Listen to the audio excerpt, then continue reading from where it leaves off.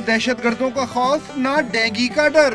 पाकिस्तान में तैनात German सफीर Martin cobble हरदम पाकिस्तान का मुस्बत तासुर उजागर करने के लिए सरगर्म। पिशावर के दौरे के दौरान वो बगैर किसी प्रोटोकॉल के बाजारों के सैर सपाटे करते रहे, खुश्क मेवाजात खरीदे, दुकानदारों के साथ तस्वीर बनवाई। यही नहीं, हज्जाम की एक खस्ता हाल दुकान में बाल भी कटवाए। रावलपिंडी से लाहौर तक ट्रेन में आम मुसाफिरों की तरह सफर किया, खूब घूमे फिरे, तालिब इल्मों से मुलाकात की। यही नहीं, गुजरांवाला में ताजरों से मिले और कारोबारी मामलात पर बातचीत की।